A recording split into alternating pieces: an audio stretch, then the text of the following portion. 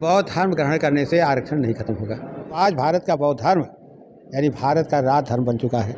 सिक्का सरकत है भारत में, धम्म ध्वजा रही पा रहा है। यानी जिस देश के तिरंगे झंडे पर धम्म चक्र लहरा रहा हो और तिरंगे झंडे पर जो राष्ट्रीय ध्वज है ऊपर कासाय रंग है, कासाय माने केसरिया रंग, केसरिया रंग का मतलब होता है तथागत बुद्ध की निशानी। बीच में धम्म चक्र जो हमारा लगा हुआ है 24 तीलियों वाला, वो सर्वोच्चता प्रदान कर रहा है। तो भारत का जिसका झंडा चलता है, भारत का सिक्का चलता है, न्यायालय की जो मुहर है, यानी क्या कहते हैं अदालत की जो मुहर है, न्यायालय की जो मुहर है, ये सब बौद्ध धर्म की निशानी है।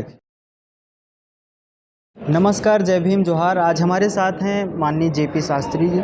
मौलिक अधिकार संघर्ष समिति का आज 24वां राज्य अधिवेशन है। तो सर, समाज में बहुत सारे संगठन चल रहे हैं, ओबीसी SC ST माइनॉरिटी में बहुत सारे संगठन चल रहे हैं। तो मौलिक अधिकार संघर्ष समिति संगठन बनाने की ज़रूरत क्या पड़ी और इसका उद्देश्य क्या है? देखिए, समाज में आज तक जो संगठन बने हैं, कुछ संगठन समाज की सेवा करना चाहते हैं, कुछ संगठन समाज को न्याय दिलाना चाहते हैं और कुछ संगठन समाज का कल्याण करना चाहते हैं। लेकिन सामाजिक सेवा में तो चूँकि सामाजिक सेवा 1500 ईसा पूर्व में जब वर्ण व्यवस्था बनी तो उस समय हमारे अधिकार छीन लिए गए, हमारे ऊपर सेवा थोप दी गई। सामाजिक कल्याण की बात करते हैं तो जब तक हमारे हाथ में अधिकार नहीं होगा तब तक किसी का कल्याण नहीं कर सकते। अगर सामाजिक न्याय की बात करना चाहते हैं तो न्याय में गारंटी नहीं होती है। अदालत में दो पक्ष जो है लड़ते हैं, लेकिन उन्हें ये नहीं पता रहता कि कौन हारेगा कौन जीतेगा। इसलिए सामाजिक न्याय, सामाजिक कल्याण और सामाजिक सेवा, तीन बिंदुओं को छोड़ करके हम सामाजिक अधिकार की बात कर रहे हैं। और सामाजिक अधिकार में गारंटी है जिस दिन समाज को अधिकार मिल जाएगा फिर उसका कोई बाल बांका नहीं कर पाएगा। हमारी लड़ाई सामाजिक सम्मान की और सामाजिक अधिकार की। एक तरीके से आप सामाजिक न्याय और समाज कल्याण के लिए अग्रसर हैं और उसकी बात करते हैं। लेकिन एक चीज़ समाज में देखने को भी मिलता है, कहीं ना कहीं जो समाज है उसको विखंडित करने के लिए तरह तरह की शक्तियां काम कर रही हैं। ऐसे भी संगठन काम कर रहे हैं जो नहीं चाहते कि ओबीसी SC ST जो समाज है, बहुजन समाज है, एक हो सके। इसके पीछे क्या कहते हैं? देखिए, ऐसा है कि यहाँ दो प्रकार का समाज, एक तो प्रस्थापित है। प्रस्थापित का अर्थ होता है कि शासन, प्रशासन, न्यायपालिका और पत्रकारिता में जिसकी भागीदारी होती है उसको प्रस्थापित समाज बोला जाता है। और एक विस्थापित समाज है जिसकी न्यायपालिका, पत्रकारिता और क्या विधायिका में भागीदारी नाम मात्र की होती है। तो ऐसी स्थिति में हम ये चाहते हैं, हम ही नहीं चाहते, जो भारत का संविधान है वो चाहता है कि उसमें बराबर की भागीदारी हो। जिसके लिए भारत के संविधान में की जो प्रस्तावना है उस प्रस्तावना में सीधे सीधे कहा गया हम भारत के लोग। हम भारत के लोग का मतलब होता है किसी जाति धर्म का नहीं, जो भी भारत का नागरिक है उसको सम्मान और अधिकार मिलना चाहिए। और सम्मान और अधिकार की गारंटी देने के लिए संविधान का जो भाग 3 है, भाग 3 मौलिक अधिकार कहलाता है, जिसमें क्या कहते हैं जनता को 7 मौलिक अधिकार प्राप्त हुए। लेकिन 7 मौलिक अधिकारों में से जो संपत्ति का अधिकार था वो 1978 में ख़त्म कर दिया गया। पंडित मोरारजी देसाई की सरकार थी, उन्होंने उसको संशोधित कर दिया और 300 का में कानूनी अधिकार में बदल दिया संपत्ति के अधिकार को। तो एक हुआ। और जो संविधान का भाग 4 राज्य का नीति निर्देशक तत्व है, वो नीति निर्देशक तत्व अनुच्छेद 36 से 51 तक है, जिसको आज तक सरकारों ने व्यापक तौर पर ना तो उसे लागू किया ना तो उसे बताया। जैसे अभी सवाल हम करते हैं लोगों से कि भारत के संविधान का कौन सा भाग है, कौन सा अनुच्छेद है जिस पर देश की किसी अदालत में मुकदमा नहीं चल सकता है, तो इसका उत्तर जो है क्या कहते हैं कि जो हायर क्वालिफाइड लोग हैं, डॉक्टर, मास्टर, इंजीनियर, प्रोफेसर, वो भी नहीं दे पाते हैं। फिर दूसरा सवाल करते हैं कि भारत के संविधान का अनुच्छेद 50 कहता है कि कार्यपालिका न्यायपालिका का पृथक्करण किया जाए। यानी जो कार्यपालिका है जो नौकरशाही है और न्यायपालिका जो क्या कहते हैं न्यायपालिका है, इसको अलग कर दिया जाए। लेकिन आज तक कार्यपालिका न्यायपालिका को अलग नहीं किया गया। जैसे उदाहरण के लिए जिला स्तर पर आप देखते हैं कि जिला मजिस्ट्रेट है और वो जिला मजिस्ट्रेट है, जिला मजिस्ट्रेट का मतलब होता है जिला दंडाधिकारी, उसे दंड देने का अधिकार है। और वहीं पर उसी जिला मजिस्ट्रेट को दूसरी पावर मिली है कि वो जिलाधिकारी भी है, वो विभागों का निरीक्षण करता है। तो उसको डिस्ट्रिक्ट ऑफिसर बोलते हैं। लेकिन आज तक कोई भी व्यक्ति चाहे पढ़ा लिखा हो चाहे अनपढ़ हो, जिलाधिकारी को डीओ नहीं कहता है, वो जिलाधिकारी को डीएम बोलते हैं, जबकि जिलाधिकारी डीएम नहीं है, जिलाधिकारी डीओ है। डीएम तो जिला मजिस्ट्रेट होता है, जिला दंडाधिकारी होता है। और उसी जिलाधिकारी उसी क्या कहते हैं कि जिलाधिकारी को लोग क्या कहते हैं कि कलेक्टर भी आ रहे हैं। कलेक्टर माने जो राजस्व होता है, सरकारी राजस्व, उसको वसूलने वाला।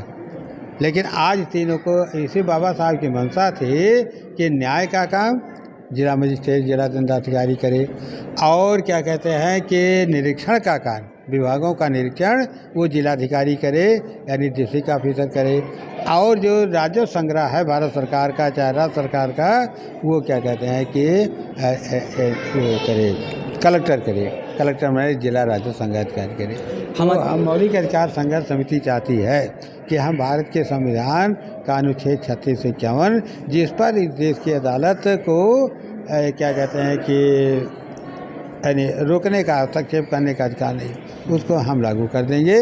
और जहाँ लागू करेंगे तो जानते हैं क्या, अगर अनुच्छेद 39 लागू कर दिया जाए तो 39 का के अंतर्गत सबको पर्याप्त रोजगार मिल जाएगा। लेकिन आज क्या है, ये कहते हैं मनरेगा चलाते हैं। मनरेगा 365 दिन में 100 दिन की मनरेगा क्या पर्याप्त रोजगार है? नहीं है।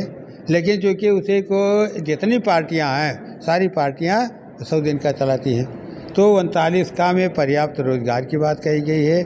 39 का में रोजगार देने की बात कही गई है, लेकिन वो रोजगार जल जंगल ज़मीन में देने की बात कही गई। और बाबा साहब डॉक्टर अम्बेडकर ने संविधान में लिखा, यानी क्या संविधान में लिख दिया है कि इस देश में चकबंदी होगी, और चकबंदी के द्वारा यानी प्राप्त मतलब चकबंदी के द्वारा ज़मीनें काटी जाएंगी, और उन ज़मीनों का क्या कहते हैं उसके लिए आवास के लिए, व्यवसाय के लिए और यानी कृषि के लिए ज़मीनें दी जाएगी। लेकिन ऐसा हो नहीं हो रहा।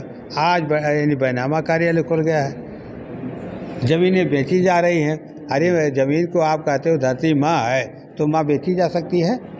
आज संविधान की हम बात कर रहे हैं, अधिकार की बात कर रहे हैं, लेकिन अभी एक हाल ही में खबर आई थी कि कुछ जो धर्म के ठेकेदार हैं वो संविधान अलग से एक अपना संविधान बना लिए हैं और उसको लागू करने की बात करते हैं। इस पर आप क्या कहेंगे? देखिए, ऐसा है कि कहने के लिए तो सब कुछ कर दें, लेकिन हम ये बताना चाहते हैं कि यही बात यानी नेपाल में बौद्ध सम्मेलन था, और बौद्ध सम्मेलन में बाबा साहब भी मौजूद थे, और वहाँ लोग यही कह रहे थे कि भारत से क्या बौद्ध धर्म का उदय हुआ, भारत से बौद्ध धर्म ख़त्म हो गया।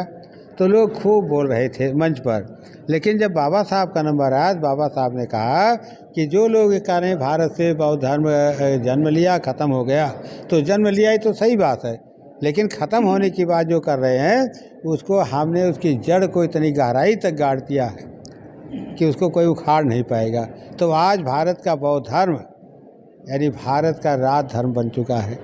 सिक्का सरकत है भारत में, धम्म ध्वजा रही पा रहा है, यानी जिस देश के तिरंगे झंडे पर धम्म चक्र लहरा रहा हो, और उस तिरंगे झंडे पर जो राष्ट्रीय ध्वज है ऊपर कासाय रंग है, कासाय माने केसरिया रंग, केसरिया रंग का मतलब होता है तथागत बुद्ध की निशानी, बीच में सफ़ेद रंग है, सफ़ेद रंग का मतलब होता है ईसा, उनका क्या कहते हैं ईसा मसीह, हजरत ईसा मसीह का है, और नीचे है हरा रंग है, वो हजरत मोहम्मद साहब का है।